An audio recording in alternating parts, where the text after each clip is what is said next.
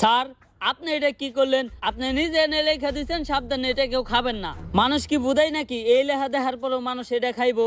মানুষ বুঝাই না, কিন্তু মানুষ হইলো তেরা। মানুষই দুনিয়ার একমাত্র প্রাণী, ওরে যেটা না করা হইব ও ওইটাই বেশি করে করব। তুই খালি দেখতে থাক। পকেটে ছিল না টাকা, তাও কিনছি 250 গ্রাম কেরু।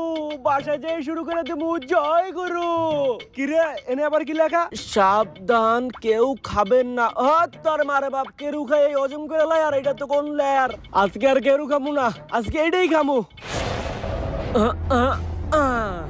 জয় গুরু, তোমার নামেই করলাম শুরু। আমারে খাইতে না করে।